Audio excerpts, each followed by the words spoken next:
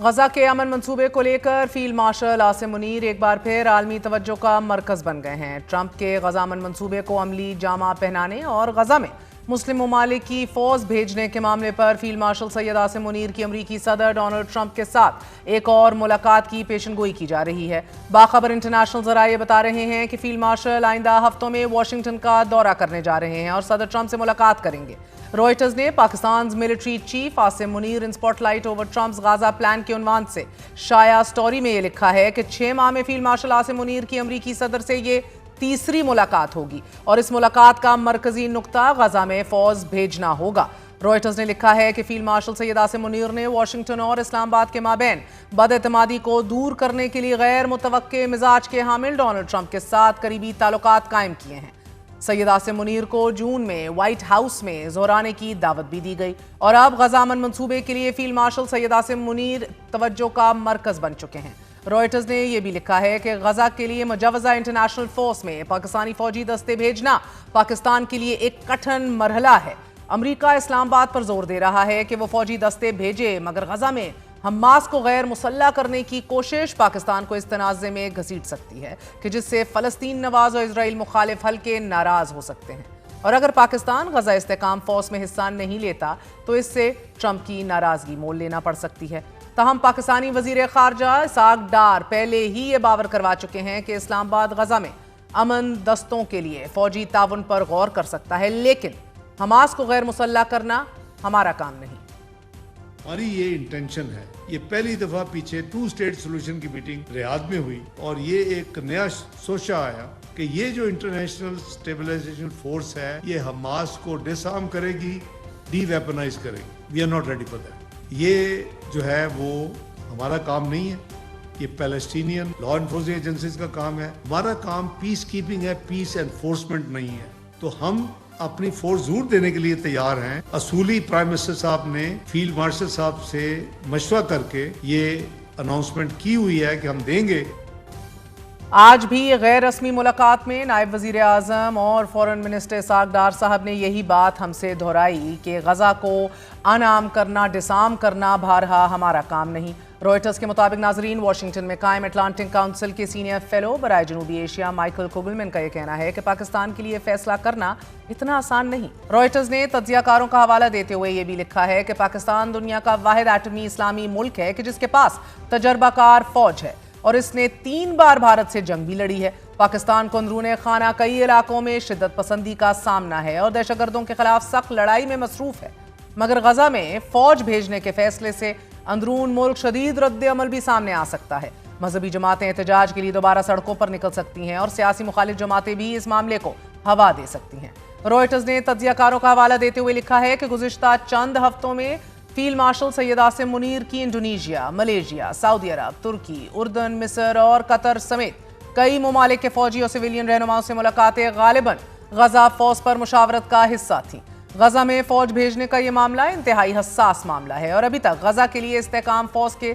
ضوابط کار اور مینڈیٹ بھی طے نہیں ہوا۔ انڈونیشیا کو بھی اس نقطے پر اعتراض ہے کہ حماس کو غیر مسلح کرنا ان کا کام نہیں، حالانکہ یہ انڈونیشیا ہی تھا کہ جس نے سب سے پہلے 20,000 فوجی غزہ بھیجنے کا اعلان کیا تھا، لیکن حماس کو غیر مسلح کرنے کی شرط نے انڈونیشیا کو بھی سوچنے پر مجبور کر دیا ہے۔ صدر ٹرمپ غزہ میں صرف اسلامی ممالک کی فوج بھیجنا چاہ رہے ہیں، جبکہ اس استحکام فوج میں یورپ، امریکہ یا کینیڈا جیسے کسی ملک کا کوئی فوجی دستہ شامل نہیں ہوگا۔ یہ خدشات بھی بدستور موجود ہیں کہ اسلامی ممالک کے امن دستے غزہ پہنچنے کے بعد اگر حماس کو غیر مسلح کرنے میں لگ گئے تو امن فوج بھیجنے والے تمام ممالک اس قضیے کا حصہ بن جائیں گے۔ حماس کے بیرون ملک سربراہ خالد مشعل نے بڑے ہی دو ٹوک انداز میں دنیا کو یہ باور کروا دیا ہے کہ حماس کسی صورت ہتھیاروں سے دستبردار نہیں ہوگی۔ انہوں نے وضاحت دیتے ہوئے کہا کہ کسی آزاد معاشرے میں شہری سیاسی ذرائع سے اپنی ریاست سے معاملہ کرتا ہے، مگر جب قوم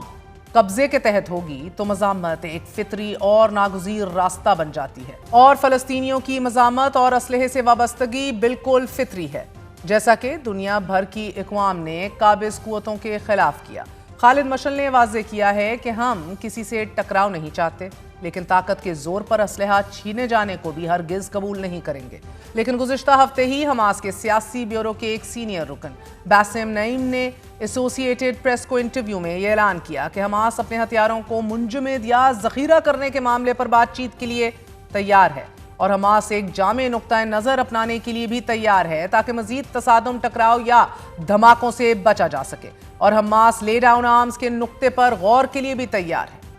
حماس کی جانب سے اس تجویز کو اہم ترین پیش رفت سمجھا جا رہا ہے اور اسے وسیع تر مذاکرات کی طرف پہلا قدم بھی قرار دیا جا رہا ہے، لیکن واضح رہے پاکستان امن کے حوالے سے دستے بھیجنے کو تیار ہے، لیکن حماس کو ڈس آرم کرنے کے حوالے سے کسی بھی کارروائی کا حصہ نہیں بننا چاہتا۔ غزہ میں بین الاقوامی سیکیورٹی فورس کی تعیناتی، ٹیکنوکریٹک کمیٹی کی تشکیل، اسرائیلی فوج کا انخلاء اور حماس کو غزہ سے نکالنے جیسے اہم نکات پر بات چیت کو مذاکرات کا دوسرا مرحلہ قرار دیا جا رہا ہے۔ مگر جہاں ایک طرف صدر ڈونلڈ ٹرمپ غزہ امن منصوبے کو لے کر غزہ میں استحکام فورس کا قیام چاہتے ہیں، وہیں دوسری طرف اسرائیل مستقبل میں کسی بھی فلسطینی ریاست کے قیام کو ناممکن بنانے کے منصوبے پر زوروں سے عمل پیرا ہے۔ اس منصوبے کے تحت اسرائیل نے مقبوضہ جیروسلم میں 9000 گھروں کی تعمیر کا منصوبہ آگے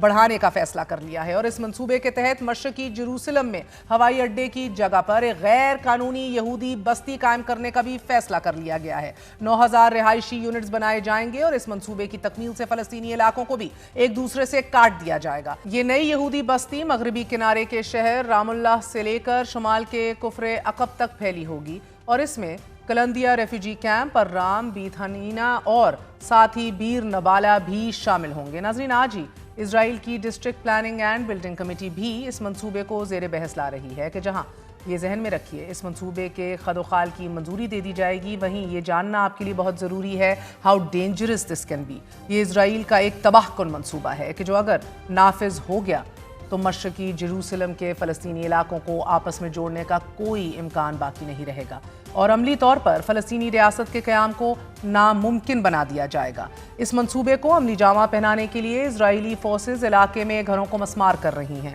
اور وسیع پیمانے پر گرفتاریوں کا سلسلہ بھی جاری ہے۔ ناظرین، آج بھی مشرقی جیروسلم کے شمال مغرب میں ایک قصبے کو مسمار کرنے کی کارروائی جاری ہے۔ رام اللہ کے گاؤں میں فلسطینی گاڑیوں کو آگ لگا دی گئی ہے اور مغربی کنارے اور نابلس میں متعدد فلسطینیوں کو گرفتار بھی کر لیا گیا ہے۔ غزہ کے حالات انتہائی خوفناک ہیں، جہاں ایک طرف بچی کچی زندگی سسک رہی ہے، وہیں فلسطینیوں کو جبری بے گھر کر کے قبضہ کیا جا رہا ہے، اور سیز فائر کے تمام تر انڈرسٹینڈنگ، ویسٹ بینک پر قبضہ نہ کرنے کی یقین دہانیاں تمام تر ختم ہو چکی ہیں عملی طور پر۔ آج ہی اسرائیل نے کینیڈین وفد کو بھی مغربی کنارے میں داخل ہونے سے روک دیا۔ اس وفد میں 6 اراکین پارلیمنٹ سمیت 30 افراد شامل تھے۔ داخلے کی کوشش میں اسرائیلی حکام نے وفد کے ہر رکن سے ایک ایسے فارم پر دستخط کرنے کا کہا کہ جس میں لکھا تھا کہ دستخط کرنے والا عوام کے تحفظ کے لیے خطرہ ہے۔ وفد کے اراکین نے اس فارم پر دستخط کرنے سے انکار کر دیا، جس کے بعد اسرائیل فورسز نے انہیں مغربی کنارے میں داخل ہونے سے روک دیا۔ حالات کی اس سنگینی میں گزشتہ 15 دنوں سے غزہ پر قہر آلود سردی نے ڈیرے ڈال رکھے ہیں۔ بارشوں اور طوفان نے غزہ میں سسکتی انسانیت کو ایک اور آزمائش میں مبتلا کر دیا ہے۔ معصوم بچے سردی سے ٹھٹر ٹھٹر کر جام شہادت نوش کر رہے ہیں، اور عارضی کیمپ اور گھر تیز بارش اور طوفان سے تباہ ہو گئے ہیں۔ 90% بے گھر افراد کے کیمپ اور مراکز زیر آب آ چکے ہیں، اور نومولود بچوں کے علاوہ 17 فلسطینی طوفانی بارشوں سے جاں بحق ہو گئے ہیں۔ Mind you, this is only the estimated اور شیئرڈ نمبر۔ باخبر ذرائع بتا رہے ہیں کہ غزہ کے قریباً 53,000 سے زائد بے گھر فلسطینیوں کے پاس ایز وی سپیک اس وقت کوئی جائے پناہ ہے ہی نہیں، اور یہ شدید سردی میں کھلے آسمان کے نیچے زندگی گزار رہے ہیں۔